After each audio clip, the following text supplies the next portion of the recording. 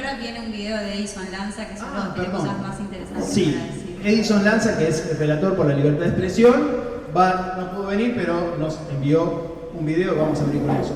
Buenas tardes a todas y a todos. Quiero agradecer especialmente a Hacks Hackers por la invitación cursada a la Relatoría Especial para la Libertad de Expresión, de compartir algunos minutos, algunas reflexiones con ustedes, más no sea por video, sobre justamente algunos temas de actualidad que tienen que ver con el ejercicio de la libertad de expresión en Internet. En particular, van a estar debatiendo sobre el problema de las noticias falsas o fake news, un tema que ha cobrado actualidad en varios lugares del hemisferio y del mundo por la diseminación de noticias falsas, de propaganda, etcétera, a través de las redes sociales y la incidencia que puede tener esto en el derecho a saber, a conocer de la población. Obviamente siempre existió la propaganda de parte de gobiernos, de movimientos políticos, de movimientos sociales, etcétera, y es una forma de algún modo legítima y protegida por el derecho a la libertad de expresión, pero también es cierto que la desinformación no es buena para una sociedad democrática. Cuando una sociedad o le falta información, o está desinformada, o está presa, digamos, de la falta de pluralismo informativo, bueno, tenemos una sociedad que va a tener problemas a la hora de participar, a la hora de tomar decisiones, a la hora de controlar a los gobiernos, a la hora de ejercer el derecho a la libertad de expresión en su dimensión colectiva. ¿Cuál es el fenómeno que están viendo por lo menos los expertos en materia de libertad de expresión, los periodistas, los académicos y también los relatores y relatoras en este tema? Si bien no es un fenómeno nuevo, está potenciado justamente por la economía en red y por la información en red que permite Internet, que es un lugar, digamos, maravilloso, que ha potenciado la posibilidad de ejercer la libertad de expresión, y eso no hay que perderlo nunca de vista. Pero bueno, hay algunos fenómenos nuevos, gente que inventa medios de comunicación para inventar noticias para lucrar con esto. Es un fenómeno que tal vez en la época, digamos, analógica no existía, porque claramente los medios de comunicación estaban identificados, la credibilidad de los medios de comunicación era un aspecto y es un aspecto central de los medios tradicionales, y bueno, cada uno elegía a través de qué medio informarse, más allá de las discusiones que siempre hubo sobre la mayor o menor cantidad de medios y la mayor o menor diversidad y pluralismo en una sociedad determinada. Ahora, que haya un grupo o que haya gente que invente medios, que falsifique medios de comunicación para falsificar noticias, para difundirla, y que haya una industria de la publicidad y, en fin, incluso los intermediarios que estuvieran consciente o inconscientemente, ¿no? Obviamente sin intencionalidad, pero alimentando este tipo de fenómenos, es una preocupación. Y luego hay un combo de cuestiones que se suman a esta situación de la fake news. No es solo este problema aislado. También tenemos el tema de que hay gobiernos que han tomado el control de los medios públicos y los han transformado en medios gubernamentales de propaganda nacional, de propaganda ideológica, etcétera, de forma abierta, ¿no? Y los utilizan incluso para hostigar a los medios de comunicación, a periodistas, a defensores de derechos humanos, a opositores, etcétera. Y este fenómeno está creciendo en distintos países, incluso en nuestra región y en varias partes del mundo. Por lo tanto, esto se suma, ¿no? Noticias falsas por un lado, alimentadas por digamos, en fin, la publicidad a través de algoritmos y digamos, estas nuevas disposiciones o decisiones tecnológicas, y por otro lado, desinformación del gobierno, ataques a los periodistas, etcétera, y el uso perverso a veces de este nombre, de esta etiqueta fake news, para descalificar a quienes hacen buen periodismo y a quienes informan. Hemos visto varios presidentes que justamente en estos días acusan directamente a los medios más serios de ser fake news o de hacer fake news o de producir fake news.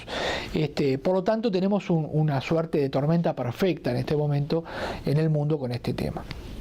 Debido a esto, los relatores de libertad de expresión, en nuestra declaración conjunta para el Día Mundial de la Libertad de Expresión, hemos emitido una declaración sobre fake news y el tema de la desinformación. Y hemos señalado, creo que, algunas cosas importantes. Creo que la primera es la preocupación general que existe por este tema. La segunda es las distintas categorías y formas de desinformación que existen, que yo me acabo de referir brevemente, pero creo que la sociedad civil tiene también también una obligación en este sentido de educar, promocionar y estimular y estas diferencias. Decir, bueno, este es un fenómeno complicado, este es un fenómeno que tiene que ver con las obligaciones de los estados de difundir noticias o información veraz, porque los estados sí tienen que conducirse en forma rigurosa, por supuesto, y estos son medios tradicionales que tienen una línea editorial, que eligen su línea editorial, que hacen periodismo, que eligen el punto de vista, que eligen las perspectivas, y obviamente tienen algunas obligaciones, por supuesto, éticas respecto a la comunicación, pero hay un margen para justamente también el error y también la rectificación de información, porque si le exigimos a todo el mundo que solo puede publicar información veraz y objetiva, tenemos otra clase de problema, y es el problema del control estatal de la comunicación. Y finalmente los relatores lo que hacemos es sugerir algunas soluciones para esta situación. La primera es respecto a los estados, porque los instrumentos internacionales que dan vida justamente a las relatorías, a los órganos de protección de los derechos humanos, tienen que ver con instrumentos internacionales, tratados, declaraciones que han consignado, que han firmado y que han ratificado los estados, y son los obligados a título de, digamos, del derecho internacional. Y por lo tanto los estados tienen algunas obligaciones claras en esta era. La primera es justamente estimular y promover un ambiente propicio para el ejercicio de la libertad de expresión, libre de amenazas, libre de señalamientos y estigmatizaciones, etcétera. La segunda es fortalecer los medios públicos, pero con un mandato de interés público, no con un mandato de defender a un gobierno o a una idea nacional, etcétera, que en general, digamos, es la idea de bastardear a los medios públicos y convertirlos en meros instrumentos de propaganda. La tercera cuestión es el uso del derecho penal. Hay que tener mucho cuidado de que, obviamente, en nombre de la información objetiva, la información veraz, no se establezcan nuevas sanciones penales contra las cuales el derecho internacional siempre ha dicho claramente que son desproporcionadas para controlar los temas o resolver los conflictos que puede generar la libertad de expresión, y por lo tanto, digamos, no generar nuevos tipos penales abiertos o ambiguos que prohíban, por ejemplo, la difusión de noticias falsas, etcétera, o que las penalicen, porque esto puede terminar justamente en una cacería de brujas y de aquellos que justamente quiere silenciar algún gobierno, y también en el flujo, puede incidir negativamente en el flujo informativo. También tener claro que hay mucha gente que reproduce noticias falsas sin saberlo, porque obviamente le creyó a esa noticia falsa, a ese medio falso, o era verosímil, o tenía apariencia, mejor dicho, de verosímil, aquello que se publica y se replica. Y eso no puede generar responsabilidad, porque obviamente estaríamos empezando ya a penalizar el mero compartir información, ¿verdad? Entonces también hay que tener un aspecto central en esto. Lo otro importante, creo que por primera vez los relatores reconocen en un instrumento internacional como una declaración conjunta que los intermediarios en Internet tienen una responsabilidad hoy mayúscula en el ejercicio de la libertad de expresión, en el hecho de buscar información en Internet, de compartir información, etcétera, y que por lo tanto hay algunas garantías que tienen que tener, como la no responsabilidad por reproducción de información a través de las plataformas. Eso reiteramos un principio que ya se había establecido hace algunos años, pero también tienen la necesidad de contribuir con la información de calidad, y esto tienen en sus manos unas herramientas tecnológicas muy poderosas que tienen que poner a disposición del público. Por ejemplo, herramientas tecnológicas para ayudar a identificar noticias falsas, a que el público pueda cuestionarlas, a que el público pueda llamar la atención sobre la veracidad, por ejemplo, de alguna información o la calidad de la información o del medio, ¿verdad? Lo otro es también ser transparentes en cuanto a las decisiones que pueden afectar el flujo informativo a través del uso de algoritmos y de mecanismos automatizados. Y en este sentido le reclamamos a los intermediarios del sector privado de Internet que tenga justamente una transparencia mayor con ese tipo de decisiones y que pueden afectar el alcance que podemos digamos, y la posibilidad de buscar información. Y también en otro sentido, revisar los mecanismos de publicidad automatizada, etcétera, que benefician o que premian a los que producen noticias falsas. Eso no puede, me parece que ser, y pese a que obviamente nosotros no le podemos indicar al sector privado como a los estados un curso de acción concreto, sí tenemos que llamarles la atención sobre la necesidad de buscar que los mecanismos de asignación de publicidad en Internet vayan a beneficiar a la información de calidad o a los medios que invierten y que financian de algún modo el hecho de que nosotros tengamos información de calidad a disposición. Entonces es una declaración conjunta, es una declaración conjunta compleja con muchos capítulos y distintos actores involucrados, y los animo y los felicito por el hecho de poner este tema sobre la mesa en América Latina, pero también los animo a utilizar esta declaración conjunta para sus discusiones, reflexiones y para las recomendaciones que la sociedad civil pueda realizar a quienes trabajan en los temas de información, circulación de información de interés público en Internet. Muchas gracias, un saludo a la distancia. ¿Quién se acuerda de cuando se murió Phil Collins? Tengo algunos de mi generación acá, ¿no? Bueno, en 1992, la primera muerte de Phil Collins, podríamos decir. En 1992, Mario Pergolini dijo en el programa ¿Cuál es?, que había muerto Phil Collins. Imaginen, no fue ¿Cuál es?, otro programa anterior a ¿Cuál es?, que no me acuerdo cómo se llamaba. Algo de peor era. Podría ser peor que había muerto. Bueno, casi incurro en una noticia falsa, digo que había sido ¿Cuál es?, y no era ¿Cuál es?, era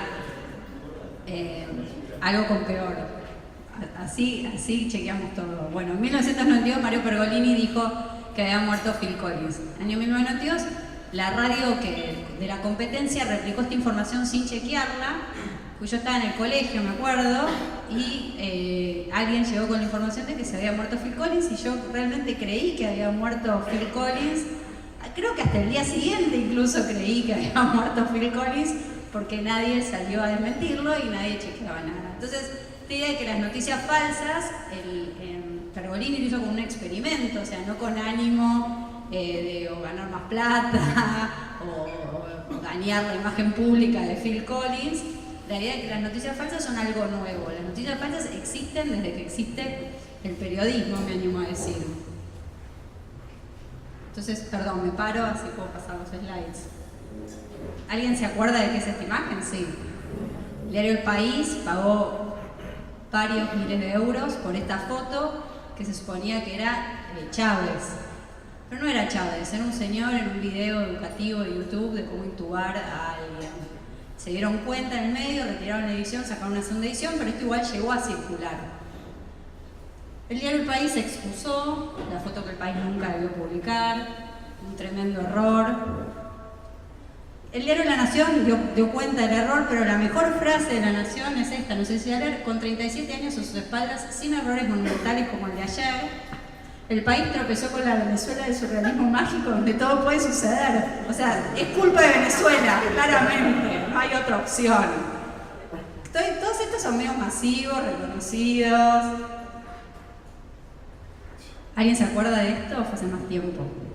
Este es Colin Powell en las Naciones Unidas diciendo que Irán tenía armas de destrucción masiva y que por eso había que invadir Irak. El New York Times dice: efectivamente hay información de que hay armas de destrucción masiva, armas químicas, biológicas en Irak.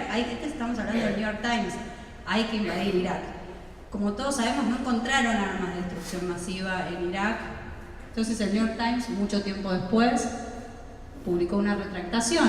Nos equivocamos.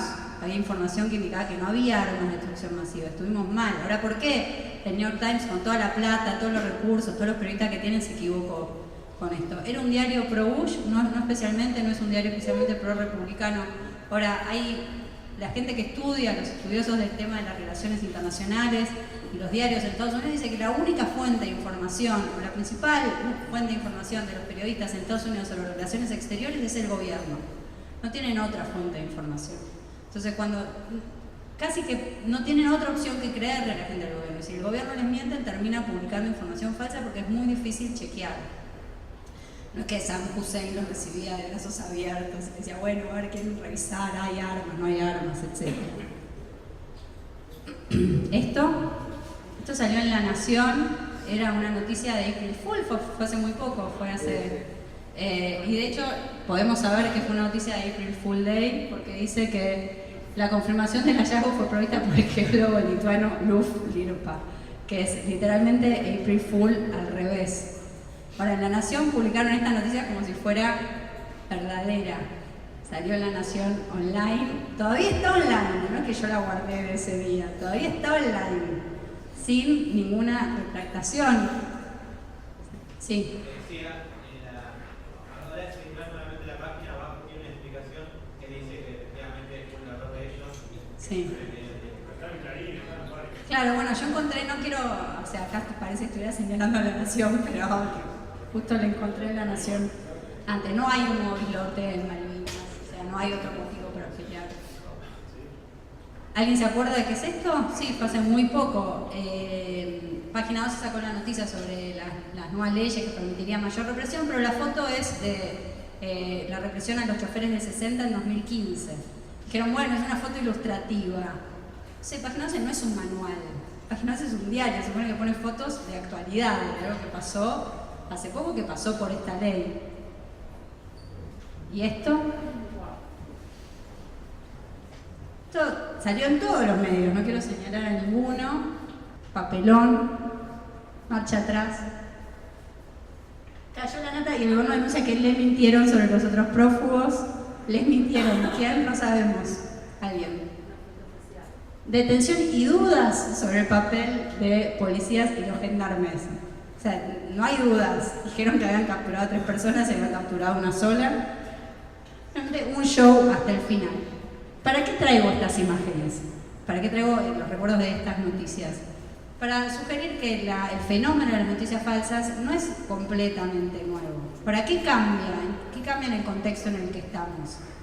Cambia la velocidad y la facilidad para difundir información y cambia la fuente en la que vemos estas noticias. Si antes lo escuchábamos en la radio, lo veíamos en el diario, lo veíamos en televisión, ahora probablemente por un fenómeno que se está dando, que lo investigamos junto a Pablo Bukowski y Mora Matassi, que son mis dos coautores, que se llama la incidentalización de la noticia.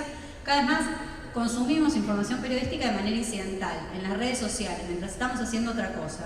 Uno podría decir incluso que tenemos la guardia baja, no le estamos prestando tanta atención, no leemos el diario, no estamos mirando las noticias, estamos, mira, bueno, se pasó fulanito, tuvo un hijo menganito y además capturaron, no sé, a 3 prófugos en la provincia de Santa Fe.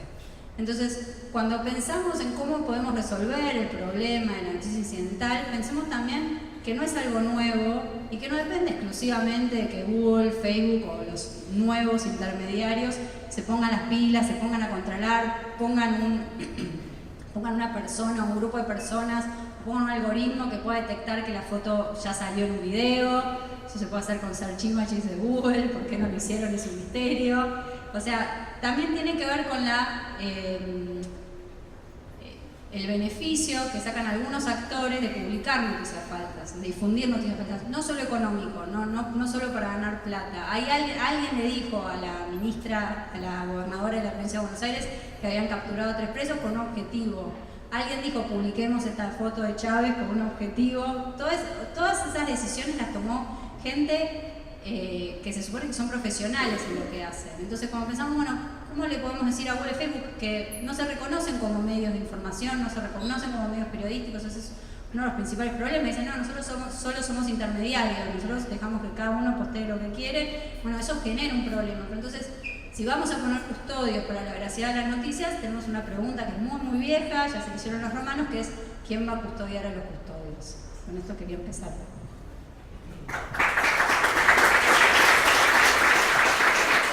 Lo que escuchamos de Edison Lanza y de lo que contó Eugenia, me parece que el primer problema tiene que ver con las definiciones, ¿no? ¿De qué hablamos cuando hablamos de fake news o de noticias falsas?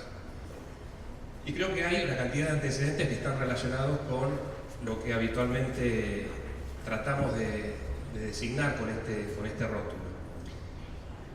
En primer lugar, las distinciones que hacía Edison tienen que ver con el móvil, ¿no? Para generar información falsa, y teniendo en cuenta si esa información ha sido generada de manera deliberada o no. Creo que los casos que vimos acá de medios tradicionales son accidentes que afectan su reputación, su credibilidad, que generan un enorme daño entre su audiencia. Pero hay información que es deliberadamente generada con una intención distinta, política en algunos casos, vinculada a ciertos gobiernos o actores que juegan dentro del escenario político, o económico directamente, ¿no? Y a partir de ese análisis creo yo que podemos detectar algunos caminos para intentar mitigar el daño que generan.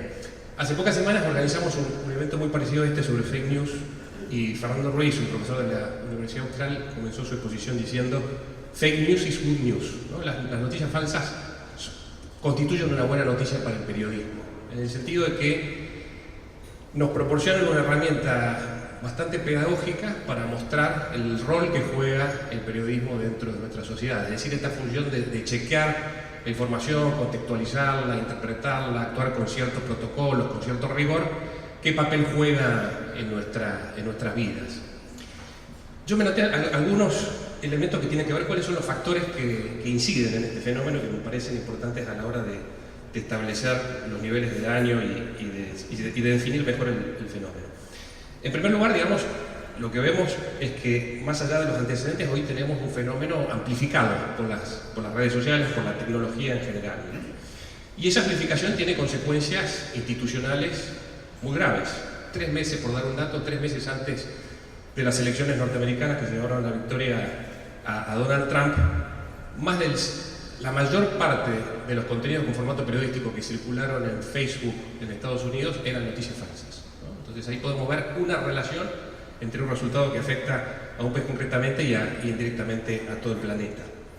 La política, esto también incide, que tiene que ver con lo que decía Lanza, y ahí podemos establecer una relación que suele ser directamente proporcional entre los niveles democráticos o los niveles de transparencia de los distintos gobiernos y la verdad, ¿no? Es decir, la mayor parte de los regímenes autoritarios, con tintes autoritarios o con tendencias demagógicas, suelen estar apoyados de mentiras o suelen hacer enormes esfuerzos por ocultar la verdad. El tercer factor tiene que ver con tendencias de las audiencias, con nuestras conductas, con los comportamientos de los usuarios de Internet. Y hace un tiempo hablábamos con Facundo Manes sobre este punto, y él decía que un elemento que afecta muchísimo en la recepción y en el procesamiento de la información de cada uno de los usuarios de Internet, los ciudadanos en general, está muy ligado a los sesgos mentales. Un elemento que tiene más que ver con lo que sentimos o lo que queremos que sea realidad que con una adecuación entre los enunciados y la realidad. Otro elemento tiene que ver con falta de conocimientos. Hay un estudio bastante reciente de la Universidad de Stanford que marcaba que, en base a 7.000 casos de estudiantes del secundario en Estados Unidos, la mayor parte no podía distinguir a una noticia chequeada de una noticia falsa. Entonces hay un enorme vacío en ese aspecto también. Y después también el periodismo. Desde ya hay una gran responsabilidad del periodismo tradicional con este tipo de errores, como lo que marcaba Eugenia, en muchos casos con ausencia de rigor, en otros casos con una dinámica que impone el vértigo de Internet, que hace que nos dejemos llevar más por la velocidad o por exigencias de nuestros usuarios o por carreras por dar ciertas primicias y no por los niveles de chequeo y por los protocolos que exige la profesión. Hace muy poco murió Miguel Ángel Basteller, que fue el subdirector del País de Madrid, y él hablaba mucho de los pecados del periodismo, particularmente de los pecados en América Latina, y señalaba 2. Uno que él denominaba la oficialitis y otro la declaracionitis, ¿no? Que son 2 pecados vinculados que tienen que ver con la renuncia del periodismo al esfuerzo de chequear, de buscar otro lado de la información y limitarse a reproducir los discursos, ¿no? A reproducir en un caso los discursos del poder o cualquier tipo de discurso ajeno, sin actuar como una usina de procesamiento de información para tratar de establecer qué de lo que se dice es correcto o no, o está apoyado en datos. El modelo de negocios, otro elemento importantísimo. El lucro de Internet está regido en la gran mayoría de los casos por una estrategia de clickbait, en la que hemos caído la mayor parte de los medios. Es decir, acumular clics, acumular visitas para buscar una monetización a través de la publicidad. Las célebres usinas de fake news de Macedonia, por ejemplo, que tuvieron tanta incidencia en la elección norteamericana, con noticias como que el Papa Francisco apoyaba a Trump, absolutamente falsa, tenía que ver con eso. Era básicamente generar millones de contenidos que se tradujeran en millones de visitas o de compartidas para poder acumular números que le generaran publicidad. No tenían que ver con motivos ideológicos, ¿no? Si noticias favorables a Hillary Clinton hubiesen sido más efectivas desde el punto de vista económico, esas usinas hubieran ido en esa línea. ¿Qué podemos hacer? A ver, en primer lugar, creo que tenemos una enorme responsabilidad todos los que estamos en los medios, pero desde ya los actores de la política, los actores gubernamentales en particular, los distintos miembros de la sociedad civil, los empresarios, las empresas tecnológicas en particular por su capacidad de incidir en este factor. Hay una enorme tarea pedagógica que hacer en este sentido, tratando de mostrar qué diferencia al periodismo profesional de este tipo de contenidos y cómo distinguirlos, ¿no?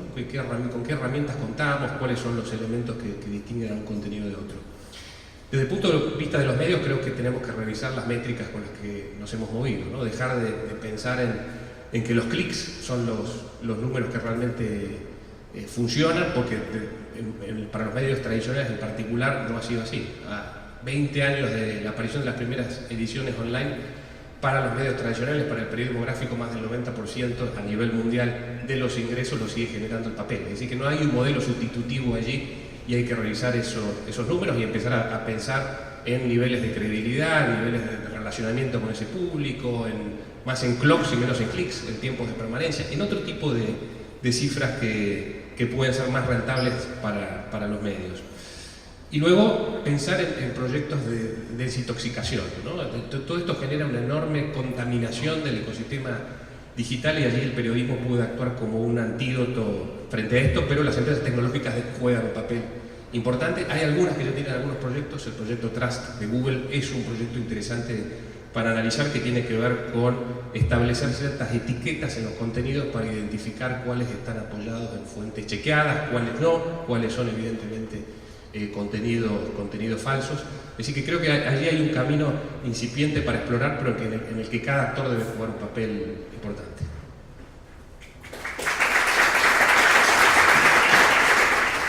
Me pareció bastante interesante una afirmación de mi predecesor, que es que los autoritarismos tienen una base en la mentira. Quiero decir que la democracia también puede basarse en mentiras y funcionar mucho tiempo en base a mentiras, y no sucede.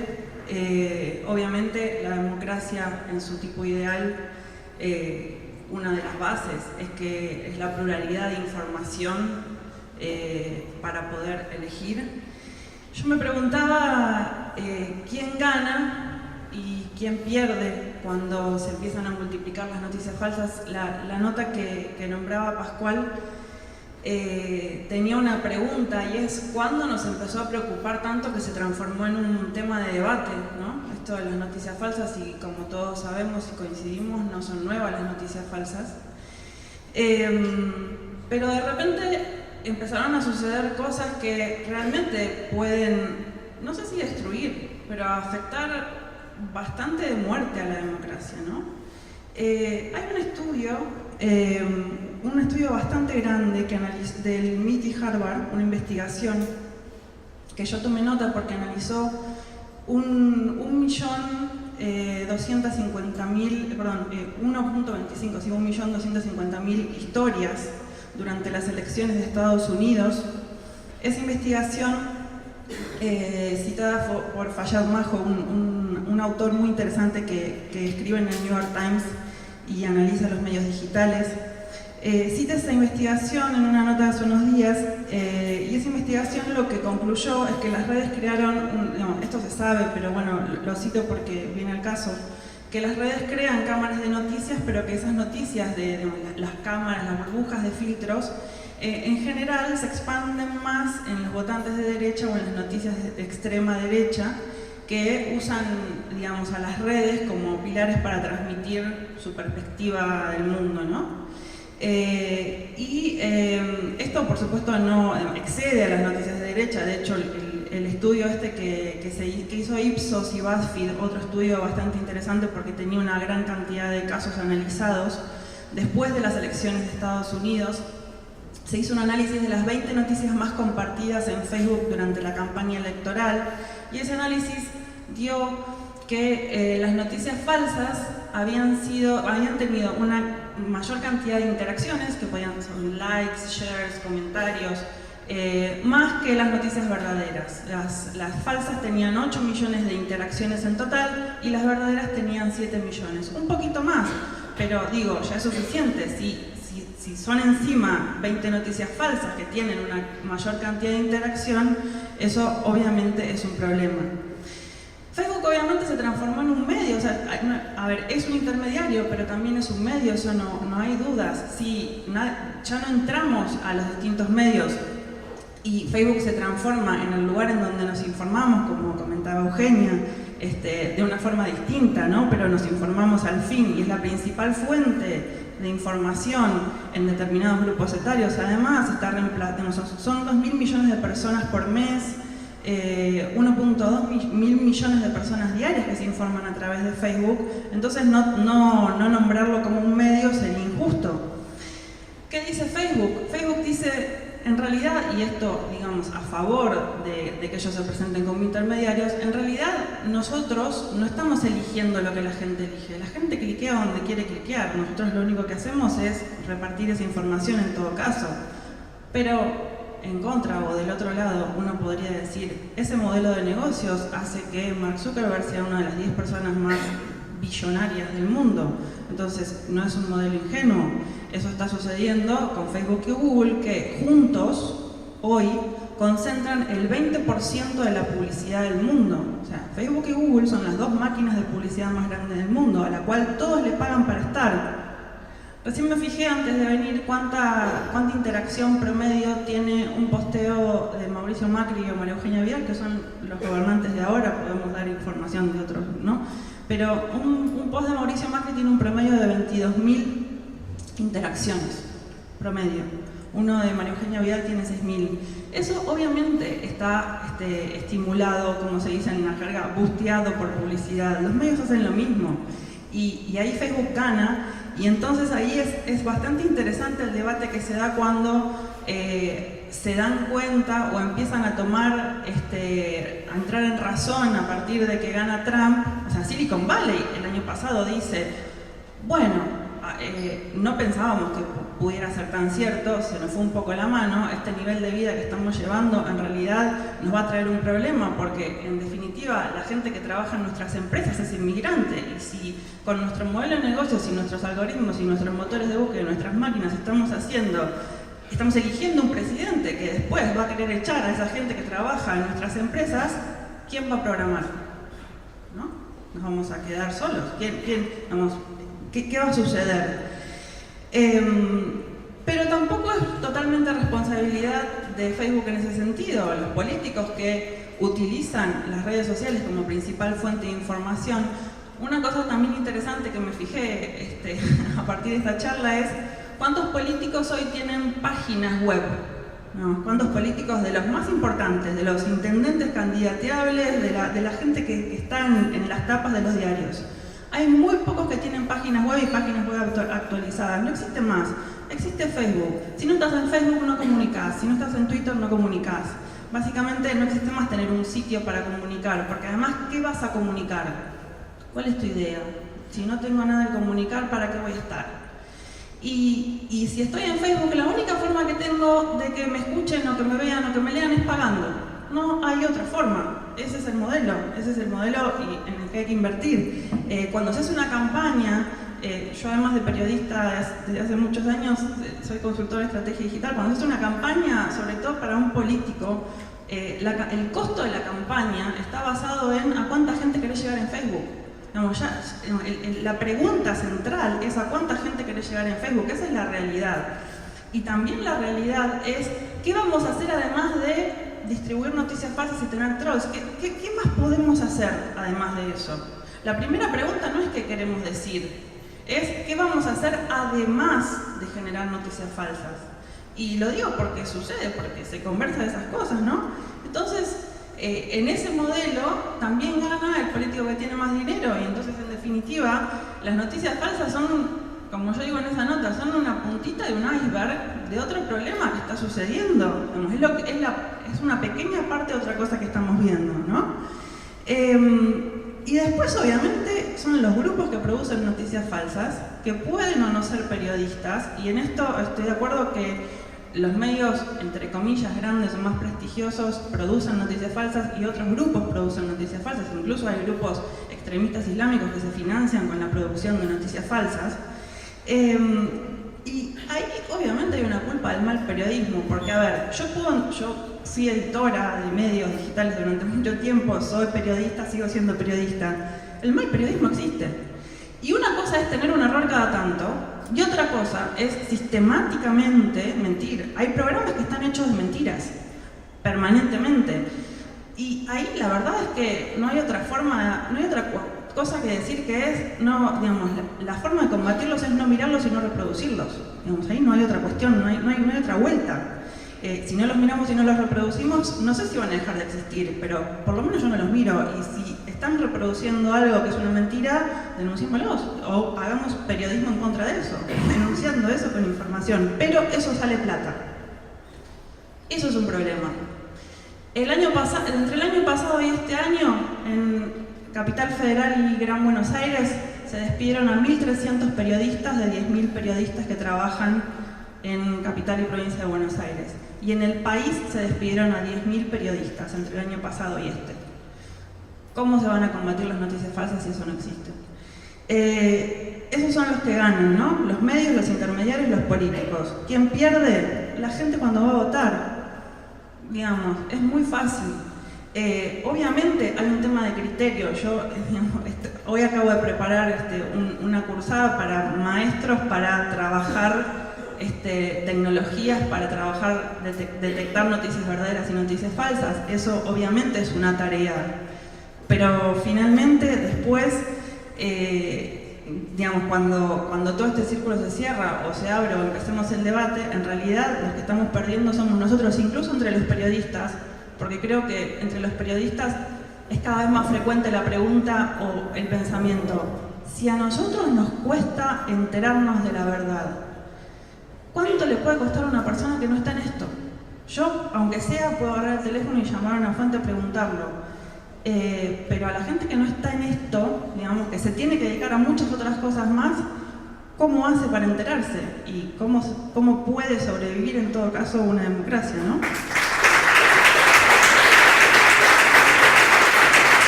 Es muy difícil decir algo nuevo. Me parece que en todo caso, por ahí el cuadrito que armé y que va a demostrar que soy un pésimo diseñador, va a servir para sintetizar muchas de las cosas que se dijeron y tratar de empezar a armarlas. Una deformación de comunicador que tengo es tratar de armar un pequeño esquemita que puede servir para enmarcar lo que estamos discutiendo y empezar a pensar.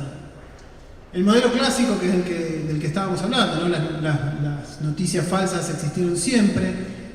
Siempre se mintió, siempre se interpretó de acuerdo a lo que más le convenía a los distintos medios de comunicación masiva, sobre todo desde que esos medios ya hace, podemos decir, por lo menos un siglo, son parte interesada de lo que ocurre en el escenario político y por lo tanto son actores y no menos observadores, son jugadores de ese escenario político. En ese modelo clásico había un emisor que era una fuente habitual que generaba algún tipo de contrato de lectura con sus lectores, un contrato de confianza que decía que que las personas que leían ese medio confiaban de alguna manera en ese medio, era una fuente habitual, había un mensaje que era ideológico, que no era neutral, incluso podía llegar a ser una operación, pero que se sustentaba en algún hecho que más o menos estaba comprobado que era verdad, no se podía decir cualquier cosa. Tenían una efectividad alta en cuanto a si se mentía mucho, podía tener una efectividad alta, pero había un límite, ¿no? Un límite de verosimilitud y un costo, como se vio en el caso del país o en el caso de la nación o de los medios que dicen cualquier cosa. Hay un costo en la credibilidad, que es un bien que un medio tradicional tiene que cuidar, porque si no, a la larga, obviamente se pierde toda credibilidad, ya nadie le va a interesar lo que dice ese medio.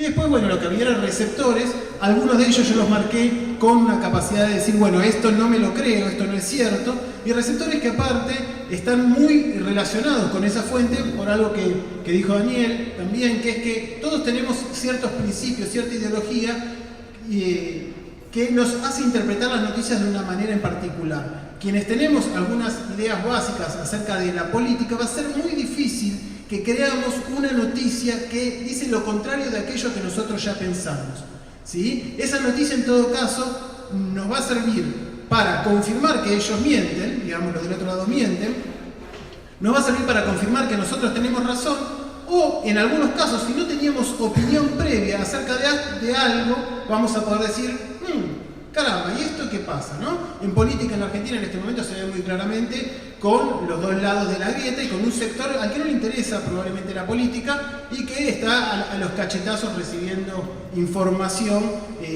totalmente disímil y disonante, a la cual probablemente ya no le importa, no le interesa, pero probablemente alguna de esa información va generando cierto sentido común que sí lo va penetrando. Entonces hay una fuente conocida, cierto peso en la sociedad de estos grandes medios de comunicación que tienen un número limitado y que incluso pueden ser muchos de ellos estar integrados en una red, como de hecho ocurre en la mayor parte del mundo, y que tienen un interés en cierta lectura acerca de la realidad que obviamente no va a ir en contra de sus propios intereses. Difícilmente un medio masivo de comunicación, masiva esté a favor de no sé, la nacionalización de todos los medios de comunicación, ¿no? Nunca va a ir en contra de sus propios intereses. Va construyendo cierta verdad, pero tiene que ser verosímil, aún así a lo largo de los años va instalando cierto sentido común. Esto es nuevo que para alguna gente Clarín miente. Clarín siempre fue la voz del sentido común en nuestro país y recién en los últimos años hay algunos sectores que dicen Clarín miente, o sea que pueden ir empujando, pero hay cierto límite en eso. Hay un costo por derrapar, digamos, si uno publica una foto de Chávez que no es Chávez, hay un costo por eso, evidentemente. Es performativa en el sentido de que aquello que enuncia de alguna manera se va transformando en realidad, va construyendo esa realidad sobre la cual supuestamente simplemente habla como un observador neutral y busca vender, convencer. Ahora, ¿qué pasa con este modelo? Bueno, el modelo algorítmico, yo lo llamé así algorítmico, probablemente haya que buscarle un nombre mejor, lo que tiene es muchos emisores que están buscando cómo entrarle a los receptores, no con el mensaje tuneado. Es un mensaje que lo que va a tratar de hacer es enterate de lo que le dijo Orión a, ¿sí? esta cosa que te va a enganchar. Y saben a quién mostrársela a partir de un conocimiento profundo que tienen de estos sujetos. Obviamente a través de los algoritmos de las redes sociales, que saben a quién le interesa el fútbol, a quién le puede llegar a interesar, a quién le interesaron otras notas sobre Orión y así sucesivamente para saber a quién dedicarle qué noticia. Esta cantidad, esta multiplicación de fuentes, que era un potencial fuertemente democratizador, como se veía en los comienzos de Internet, en realidad lo que produce es una falta de responsabilidad. O sea, ¿a quién se hace responsable por una mentira por una noticia falsa que circuló? No hay lo que los yanquis llaman, bueno, tampoco me sale en inglés ahora, así que, pero esto de tener que hacerse cargo de lo que uno dijo, accountability, eso. No hay posibilidad de lo que los yanquis llaman accountability, o sea, ¿cómo haces vos para ir a buscar ese medio falso que ni siquiera tiene periodistas verdaderos para decirle, che, vos estás mintiendo? En un medio tradicional había un costo por decir cualquier cosa. Lo que hay también es un conocimiento de los receptores que si no es exacto se va mejorando con el tiempo. Es decir, yo voy a ir aprendiendo, o mejor dicho, mi medio a través de los algoritmos va a ir aprendiendo a quién mentirle con qué, ¿sí? Es decir, lo que decían los ejemplos de la extrema derecha, cuando sale en Fox y después es reproducido por las redes sociales que Obama había autorizado a los mexicanos a votar en los Estados Unidos, es una noticia que prende en ciertos sectores que probablemente estaban ya tenían la tendencia en creer algo así. El problema es que al mismo tiempo, digamos, en eso se genera dentro de una burbuja. Ahora, la desmentida de eso no entra en esa burbuja, porque no es el tipo de noticias que le va a interesar a ese tipo de público. Entonces tenemos un reforzamiento de la burbuja gracias a las noticias falsas. Si los mensajes rebotan, si no llegan al objetivo que se había buscado, simplemente se mejoran, se intenta con otro y así se va aprendiendo. Esto es una de las ventajas de los algoritmos, que van aprendiendo de sus propios errores. No hay un costo por derrapar, como decía, porque no hay ningún prestigio por cuidar, es simplemente una noticia más que aparece en los medios masivos de comunicación. También es performativa porque va creando una realidad.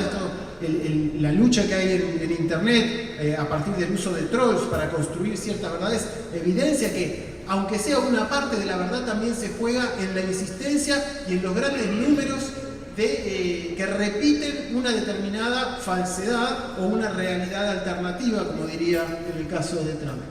Y por último, buscan también vender o convencer. En el caso de Macedonia era ambas cosas a la vez, ¿no? Porque fue útil para Trump para convencer de que él era el mejor candidato, y también fue bueno para estos chicos de Macedonia para ganarse unos cuantos euros a fin de mes y de esa manera comprarse lo que querían. Es decir, que tenemos acá un desafío grande para la democracia, como estábamos diciendo, y que hay que empezar a pensar en esto.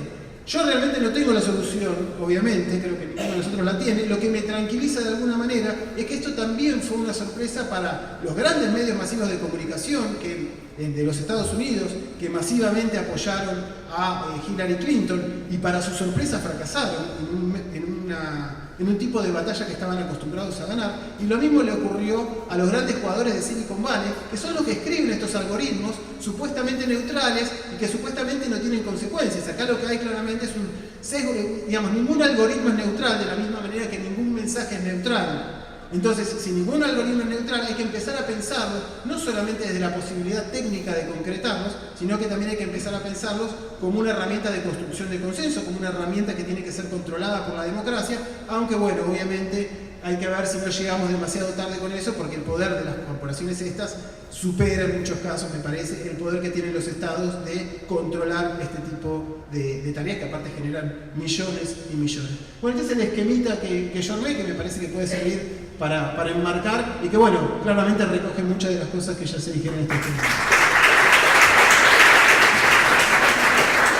Mi trabajo del día a día es en un sitio, bueno, Taringa ya lo conocen, 60 millones de personas entran al sitio todos los meses, y esta cuestión de las noticias falsas, como ya vimos planteando en el panel, es algo que vemos hace mucho tiempo que existe, quizás no tan vinculado a la política, quizás es un fenómeno mucho más reciente, pero digo, esta idea de que en internet circulan noticias falsas desde matar a un famoso o cualquier tipo de conspiranoia extraña, está dando vueltas, digo, desde hace muchísimos años, y en realidad lo que están haciendo es resemantizando, a partir de modificar el contexto en donde esa noticia está publicada, el sentido de esa noticia. Entonces se empieza a generar una discusión y un debate en los comentarios que muchas veces es muy diferente a la que pasa, por ejemplo, en los comentarios de La Nación o los comentarios de Clarín o en medios más grandes. Se genera quizás una interacción un poco más creativa, esta idea de los memes y esta idea de la generación espontánea, pero muy pensada de contenido vinculado a un hecho que está pasando muy en el momento. Y mis compañeros de la facultad y mis alumnos y qué sé yo me dicen, ¿sabes que eso no es tan diferente a lo que hace alguien en una redacción cuando recién está empezando y tiene que escribir 15 notas por día y subirlas al CMS? Hacemos medio lo mismo, agarramos, lo copiamos, quizás no lo copiamos del medio, lo copiamos de una cabelera o de una agencia y demás, y medio que le damos un poquito la vuelta y lo posteamos. En realidad después muchas veces los que terminan haciendo el laburo de mover esa noticia son los pibes que laburan en la parte de community management, que le ponen la foto, le dan vuelta a 2 o 3 títulos y prueban cuál funciona mejor. Entonces, me parece que ahí hay un par de cosas. Por un lado, lo que decía Natalia, ¿no? Digo, si el periodismo de calidad cada vez es más difícil de generar, cada vez hay menos periodistas con laburo, cada vez los periodistas están más precarizados y tienen más funciones que cumplir y demás, muchas veces va a pasar que lo que termine generando o el pequeño grupito de personas que lo hace por una cuestión netamente económica, ¿no? Que ahí el punto de la generación de guita a través de las fake news tiene, yo diría, una solución bastante clara y bastante antipática que nadie va a querer implementar, que se implementó después de muchísimos años de lobby con la cuestión de la piratería, que son los agentes de retención. en el caso de lo que planteaba Natalia, el 20% de la pauta publicitaria se reparte entre Google y Facebook. Si de repente Google, que te demora 30 días o 60 días un pago, descubre que vos hiciste todo ese tráfico y por ende todas esas impresiones de publicidad a partir de noticias falsas, digo, es algo totalmente realizable, podría no pagarte.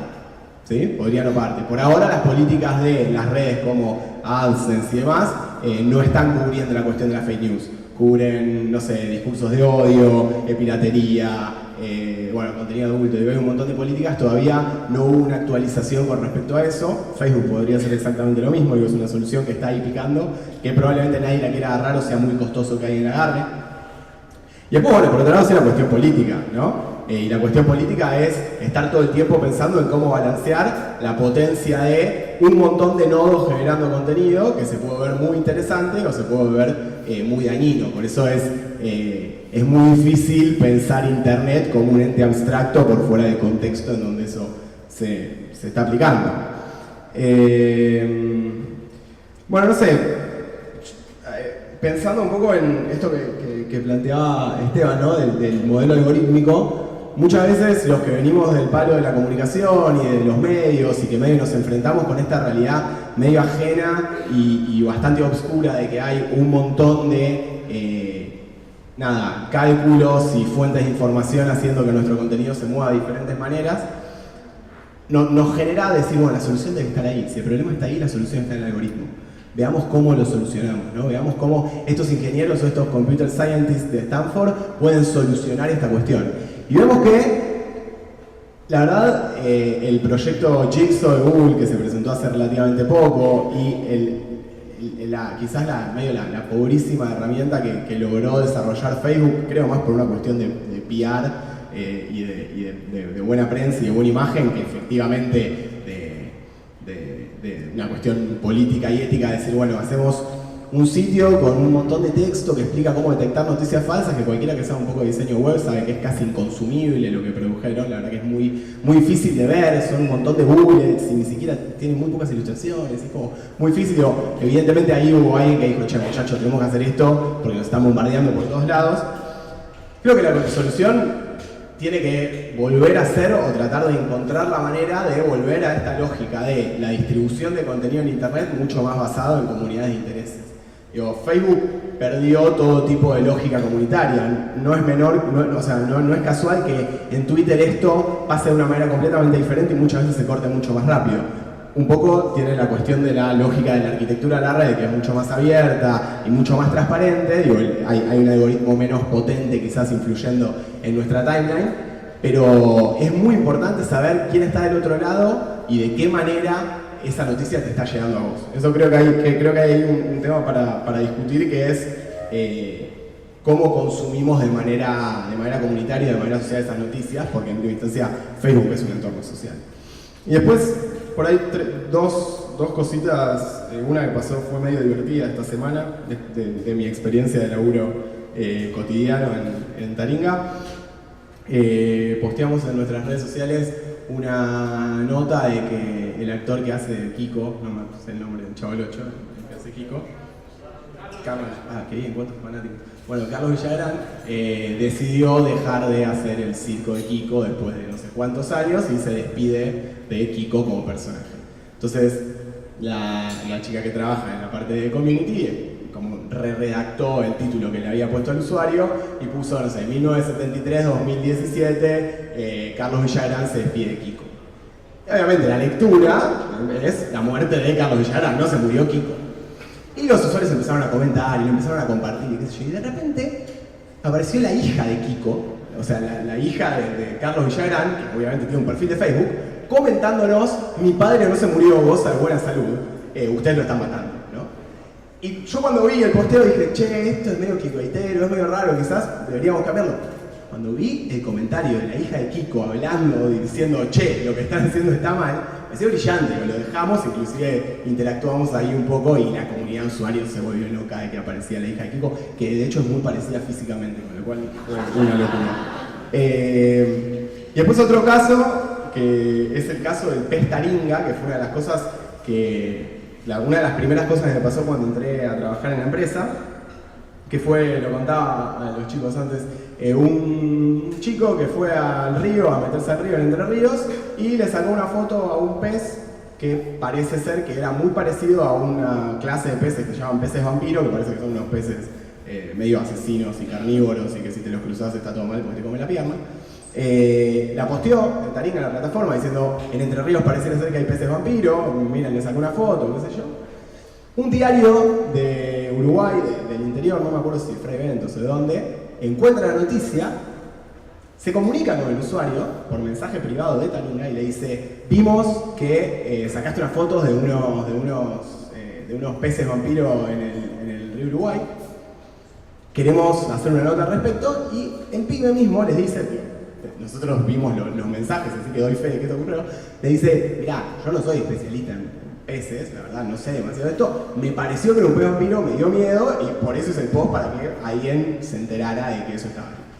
Bueno, lo que pasó fue obvio, no chequearon, no verificaron nada, agarraron el posteo, lo postearon exactamente igual, se volvió una cosa como medio loca, de bueno, hay peces carnívoros en el río Uruguay, obviamente la noticia se difundió un montón, y 1 o 2 semanas después un grupo de biólogos, no sé si de CONICET o de alguna universidad de Uruguay, salió a decir: no es cierto, no es un pez vampiro por tal y tal y tal característica, lo denominamos pez taringa, ¿no? Y se volvió como el pez taringa como raza vinculada al fenómeno de difusión.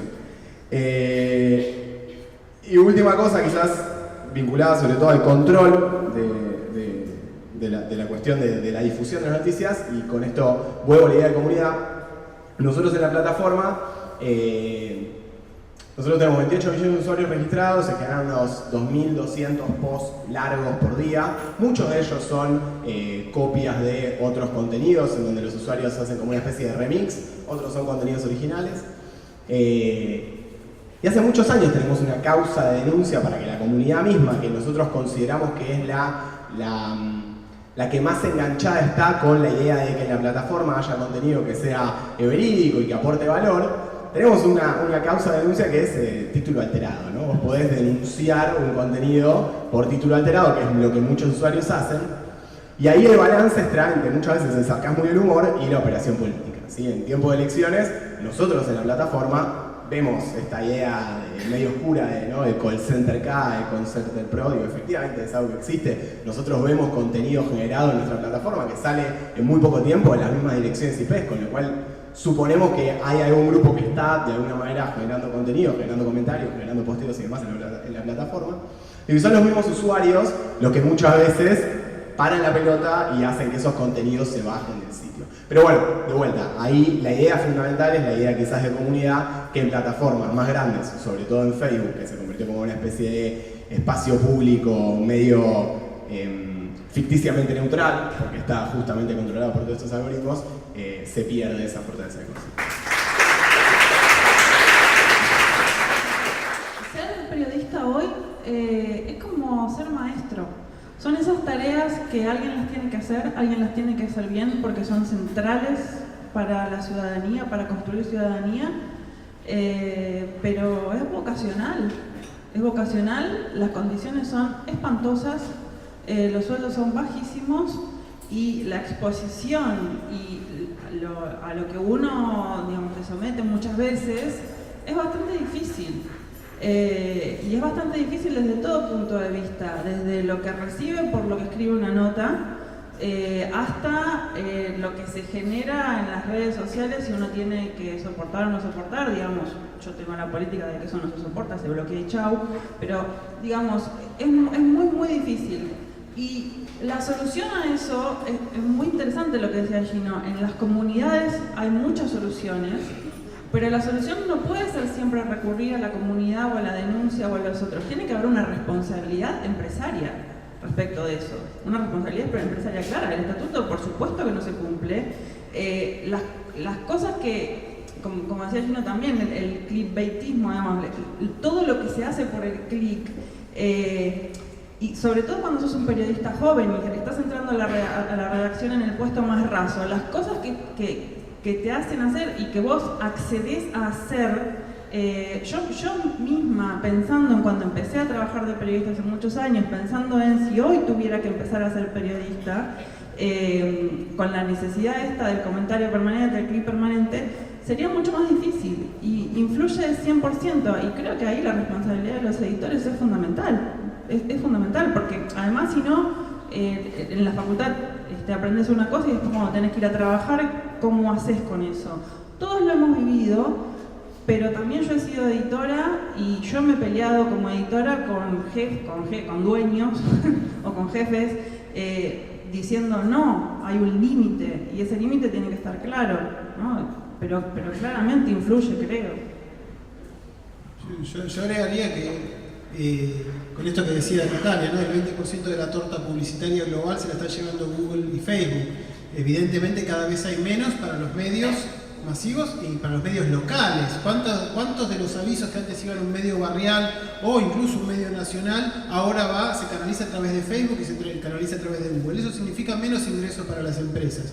Y lo que esto está generando es que las empresas dejan de tener sentido comercial en tanto no sean parte de un proyecto político o comercial más amplio. Es decir, yo puedo tener un medio para la CTA, por ejemplo, construir un medio para la CTA porque necesito algún canal donde dar mi opinión acerca de lo que está ocurriendo. O puedo tener un Clarín como parte de una forma de construcción de lobby de otros negocios que van a ser los que me van a permitir sostener a Clarín, que tiene problemas de ingresos como todos los otros medios.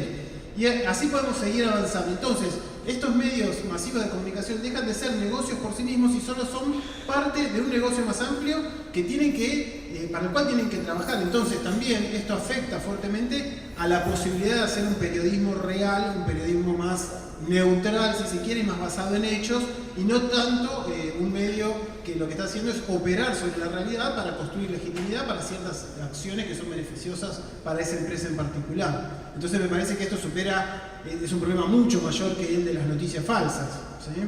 El caso de Trump es muy interesante. Trump había recaudado mucho menos para su campaña. La candidata firme de Wall Street y de los que ponen la guita era Hillary Clinton.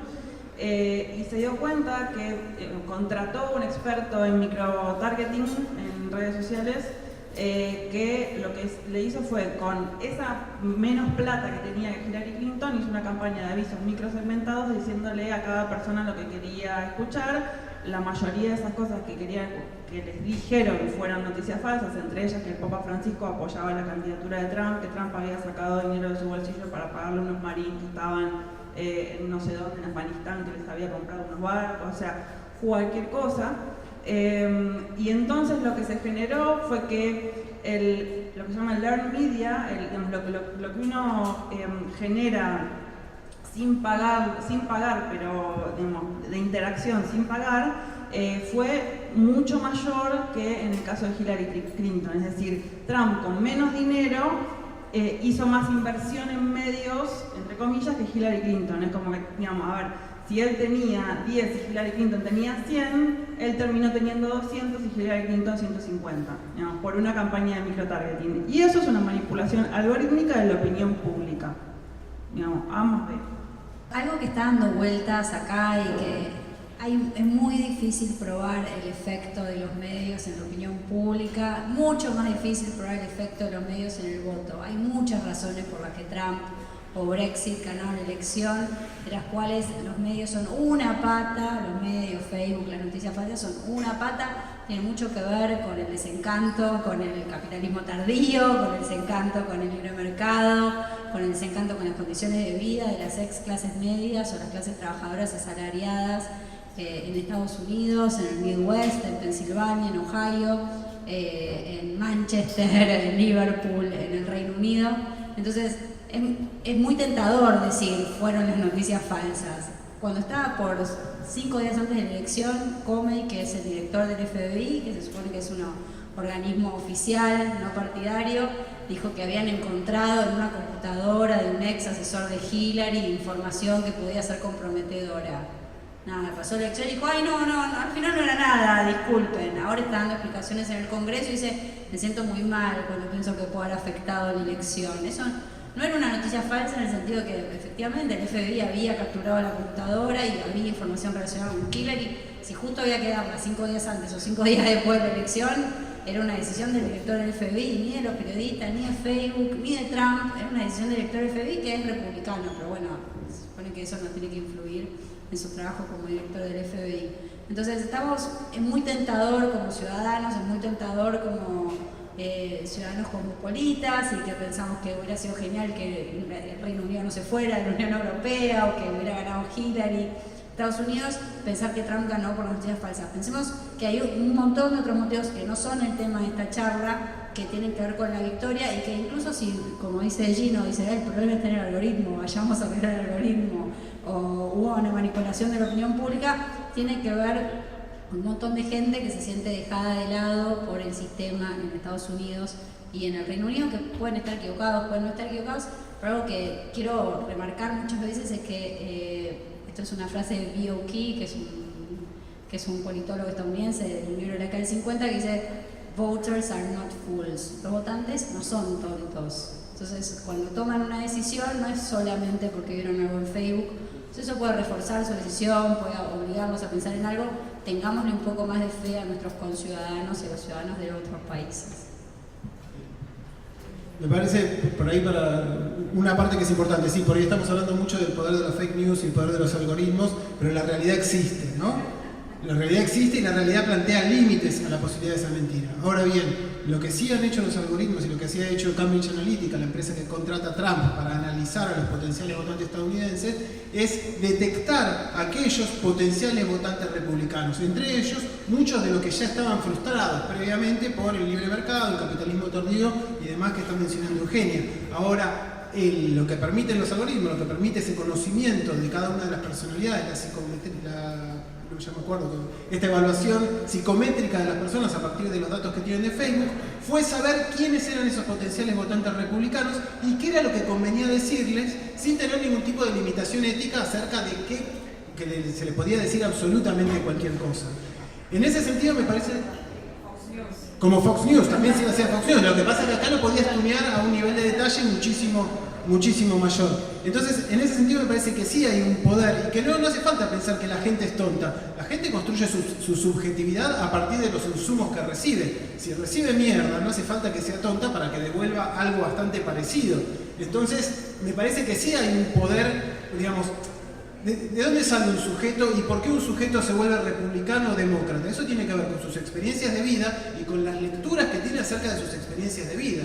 Si toda su vida no encontró trabajo y pensó que era porque no se esforzaba suficiente, va a tener un tipo de comportamiento. Si piensa que es porque los mexicanos le sacan su trabajo, porque tiene esa lectura acerca de su propia realidad concreta, va a tener otro comportamiento. Y si piensa que el capitalismo es un sistema que da abasto para 50% de la población, va a tener otro tipo de comportamiento. Entonces, es decir, de alguna manera me parece que si bien no hay que pensar que la gente se va a creer cualquier cosa que le digan los medios, no hay que subestimar el potencial de los medios para construir subjetividades, que esto sí me parece que se va construyendo. Y eso es lo que estamos viendo hoy como limitante. Decimos, bueno, la gente cree cualquier cosa, se está creyendo mentiras porque no chequea, porque no le interesa, pero eso no surge del vacío, surge de una historia, de un sistema educativo, surge de una construcción social, surge de los medios históricos que existieron siempre y de muchas otras cosas más. Una cosita cortita que digo sobre este tema del problema real, les recomiendo mucho Postcapitalismo de Paul Mason, un gran libro, y me voy a citar porque sobre este tema digo, el problema es otro, además digamos, es la multicausalidad del problema que excede solamente las redes sociales. En el último párrafo de la nota que yo escribí sobre esto, lo cito pues ya lo escribí más fácil. Cambiar de tema siempre es posible, aún en Internet. Después del escándalo por la divulgación de 20.000 correos electrónicos en los que supuestamente Hillary Clinton obstaculizaba su candidatura, el demócrata Bernie Sanders evitó culpar al mensajero, a unos Wikileaks y un Assange más cercanos a la farándula que la libertad, en este caso. En cambio, respondió con lo que ninguno estaba diciendo, con política. La realidad es que 47 millones de hombres, mujeres y niños estadounidenses viven en la pobreza. Si no transformamos nuestra economía, nuestros hijos tendrán un peor nivel de vida que el que tuvieron nuestros padres. En vez de decir, fake news, noticia, dijo, disculpen, pero el tema es otro. Sí, una cosa muy breve. Lo vi ayer anoche y me pareció increíble, lo puse en Twitter. En la página web de la Universidad de Cambridge hay unos estudios que uno puede hacer conectando sus redes sociales a una API que básicamente te hace un estudio psicométrico y de alguna manera determina tu demográfica y qué cosas te gustan y qué sé yo, que es, o sea, me quedé muy sorprendido del nivel de precisión que tiene. Hace poco estuve en un festival, South by Southwest en Estados Unidos, y hay una mesa en donde hablaban de distribución de contenidos y estaba el fundador de este navegador Brave junto con dos personas de New York Times y de Washington Post y un editor de un medio local de una ciudad chica de los Estados Unidos, ¿no? Y lo que le decía el editor del medio local, le decía: me encanta tu propuesta, sobre todo si se lo haces a New York Times, pero a mí me estás matando porque yo no puedo mostrar publicidad relevante, con lo cual mi sitio se vuelve mucho menos atractivo aparte para una network de publicidad gigante que no le importa dónde está saliendo ese contenido, sino cuál es la tasa de clics que ese contenido tiene en ese determinado sitio. A ver, sigue siendo una solución muy de nicho. Tampoco sé si es una solución, me parece que tiene que ser una decisión del usuario, me parece que ahí la clave es la información. Vuelvo a lo que decía antes de el planteo o la solución que planteó Facebook con respecto a las fake news. Digo, cualquier solución, o sea, nunca la solución va a ser transparentar un algoritmo. Digo, nunca la solución va a ser, bueno, esto funciona así y vos estás viendo esto en esta posición porque nosotros estamos teniendo en cuenta esto, ¿no? Que aparte sería muy difícil de explicar y de comunicar, no tendría ni idea cómo hacerlo, pero digo, iría como por ese lado, quizás una de las entre muchas comillas, soluciones. Me parece que es una decisión del usuario y que de última me parece que está bien. Hay todo un ecosistema que se basa, sí, en la información que los usuarios vuelcan en las plataformas y muchas veces en la información que vos estás dando sin saber que estás dando. Creo que ahí también la cuestión de la transparencia tiene que ser bastante importante. Y después, por otro lado, bueno, nada, la microsegmentación nos hace ruido porque estamos hablando de cuestiones políticas y éticas y nos estamos metiendo, pero es básicamente cómo navegamos, cómo usamos nuestros teléfonos celulares, cómo consumimos información que nos llega, o sea, que es información que nos pushea, no que nosotros estamos yendo a buscar. Y lo cierto es que es muy cómodo, lo cierto es que funciona muy bien y lo cierto es que lo seguimos haciendo constantemente. Entonces, ahí la responsabilidad quizás de la persona que está consumiendo eso y que está de alguna manera interactuando con esas plataformas, también es importante, pero tenés que tener por ahí las herramientas de información para saber qué es lo que está pasando detrás y eso es bastante difícil. En todo caso sería como las decisiones algorítmicas humanas, ¿no? A ver, yo creo y aplico y me da fiaca, pero lo hago, todo lo que sea ocultar y mentir de las formas que queramos, y también creo en elegir a periodistas y no a medios. También creo en que en salirnos de la necesidad de estar, esto lo que decía Gino, de que nos pushen. No, yo elijo que no lo hagan, lo podemos hacer, pero también, además de hacerlo nosotros, me parece que la cosa más importante de eso es replicarlo y cómo le comentamos a otras personas que están alrededor nuestro que hay una posibilidad más allá de la obligación, hay una posibilidad más allá de la comodidad. Puede sonar un poco iluso, pero yo lo aplico y es una de las formas en que yo trato de mantenerme mejor informada, y creo que se puede hacer. Y lo otro sobre, digamos, las noticias de nicho o de distintas comunidades que quieren producir su información, me pasa mucho que hay muchos medios comunitarios valiosos. Creo que una de las cuestiones importantes en el tema de la ley convergente es que no se están contemplando. Yo no vi una palabra respecto de medios comunitarios o que se estén pensando en la ley. Pero bueno, chocan también con esta cuestión de tanto la curación algorítmica como la posibilidad de financiamiento. Algunos funcionan, digamos, Chequeado es un medio que funciona con otro sistema, con otro modelo de negocios y que hace un buen periodismo. y otros medios comunitarios funcionan, otros medios, digo, yo sigo a la izquierda a diario, no sé, digo, tiene un engagement enorme en Facebook, o sea, es súper exitoso en lo que hace como medio, será de nicho, pero hace algo bueno y la gente lo comenta y hace cosas de bastante calidad. Digo, hay otras formas y no importa si perdés contra los grandes, ¿no? No importa.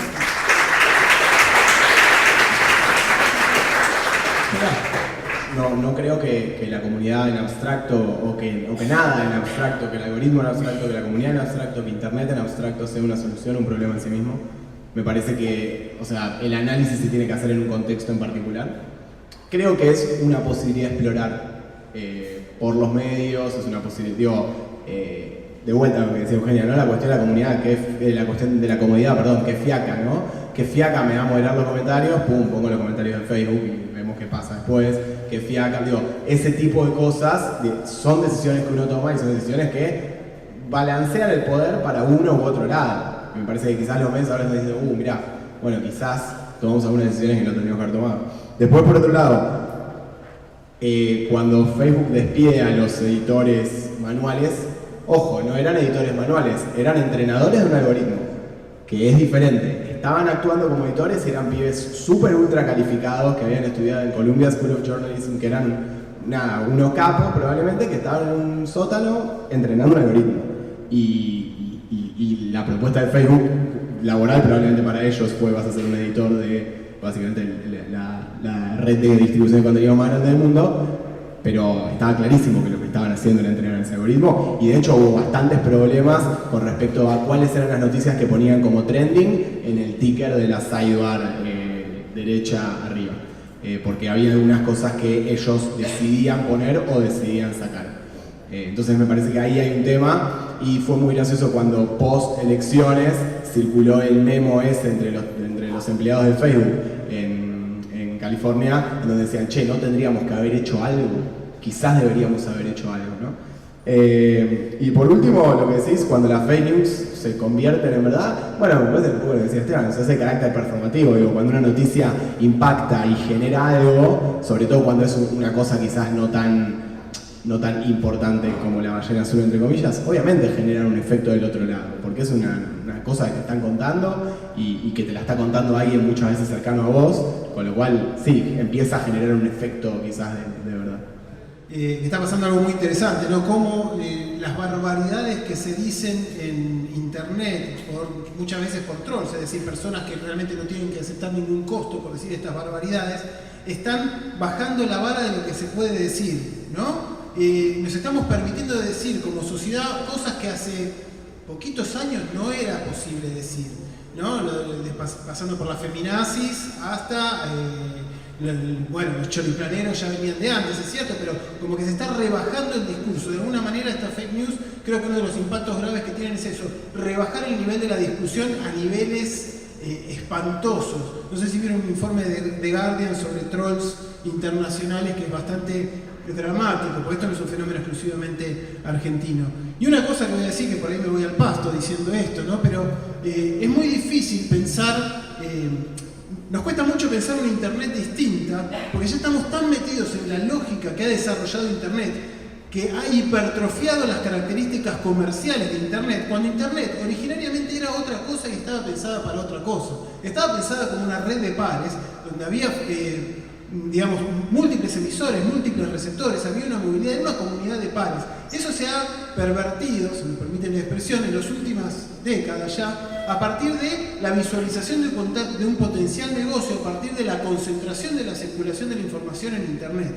Esos grandes nodos que absorben gran cantidad de información y que han encontrado la forma de convertir esa información en dinero, han producido una hipertrofia y un desbalanceo brutal de internet. Entonces, en la medida en que no nos pongamos a pensar en eso, es muy difícil para mí pensar en cómo resolver los fake news a partir de un algoritmo. El objetivo de internet no es la ética, el objetivo de internet, tal como está ocurriendo, no porque internet tenga un objetivo en sí mismo, sino la dinámica de internet está pensada en función del dinero, no de fortalecer la democracia, no de que las noticias que circulan sean verdaderas, no la de generar trabajo para periodistas y nada más. Los algoritmos que construyen buena parte de Internet están pensados para ganar dinero.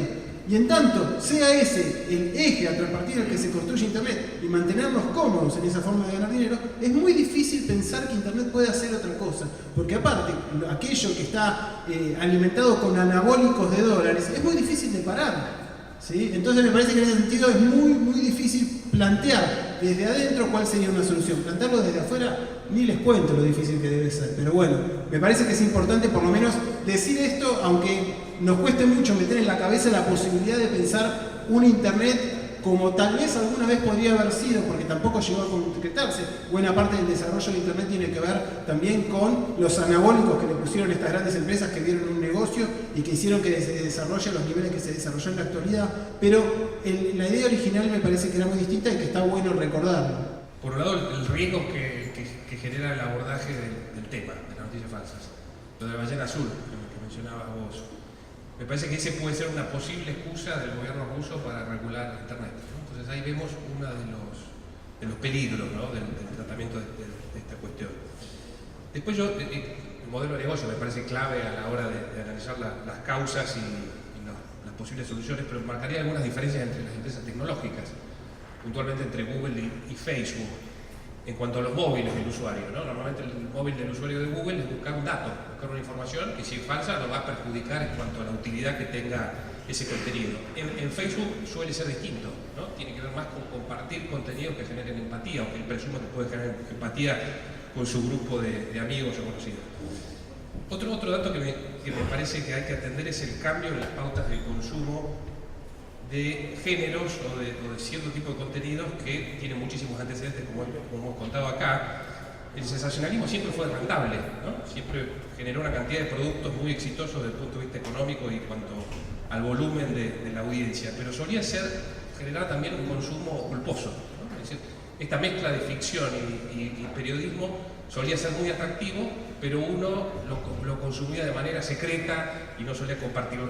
Hoy esa barrera aparentemente ha caído por los niveles y de interactividad que vemos en las redes sociales. No hay una sanción social, no hay una sanción de los pares o de los conocidos a quien genera la circulación de estos contenidos que no tienen asidero en la realidad. Probablemente porque no hay una comprensión sobre su impacto institucional, sobre su impacto social, y allí hay una tarea pedagógica para realizar.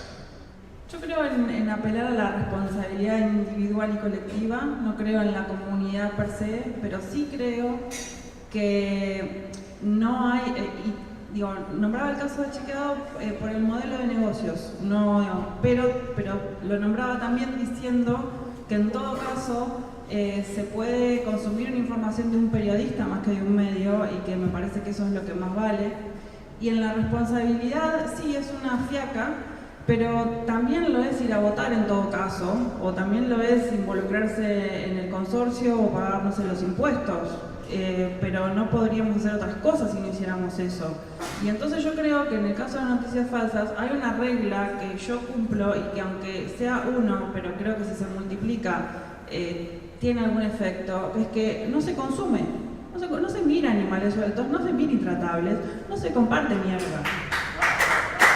No, pero no lo estoy diciendo como algo demagógico, lo estoy diciendo porque si el periodismo funcionara realmente en serio, no existiría Chequeado, ojalá no existiera, pero existe, o existen ciertos periodistas de algunos medios a los cuales yo sigo, pero no consumo ese medio, porque ese medio es inconsumible. Pero lo que también no hay que replicar eso, de la misma forma que la comunidad puede funcionar del otro lado, pero simplemente que no se reproduzca es también una responsabilidad individual, la misma que es si querés unir a la reunión de consorcio para después no quejarte de lo que hicieron los otros. Y si nosotros que estamos acá un poquito interesados en esto hoy, en vez de estar haciendo otra cosa, no podemos tomar esa mínima decisión, no sé quién la puede tomar, o sea, ya ahí me pierdo la esperanza de todo, no sé. El primer problema es que el algoritmo no diferencia el consumo irónico del consumo verdadero. Para el algoritmo todo el consumo es consumo. Entonces eso pasa también con animales. Están hablando de animales sueltos. Genial, bueno, hay mucha gente interesada en animales sueltos. Entonces Por eso también pasa nuestra responsabilidad. Ahora, qué difícil dejar el consumo irónico, ¿no? No necesariamente animales sueltos, no es algo que me divierte a mí, pero de otras cosas. El otro problema o el otro punto que veo es que estamos todos muy convencidos, muchos estamos muy convencidos acá, de que a nosotros no nos agarran con las noticias falsas, de que nosotros nos damos cuenta. Eso tiene un nombre en comunicación que es el efecto de la tercera persona, ¿no? Siempre son otros los afectados, no nosotros.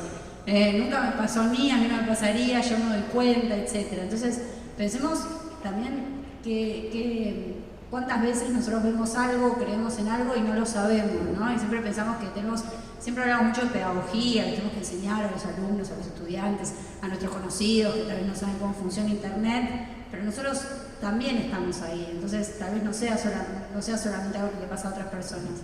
Y la última reflexión que tengo, que ya no sé si es un problema, pero si es un punto de discusión, es que ya no usamos los medios, nosotros vivimos en los medios. La responsabilidad que tenemos, como dice Natalia, como consorcistas vivimos en un edificio, como ciudadanos en la ciudad, de mantener nuestras veredas limpias, el frente ordenado, que nadie se tropiece, etc.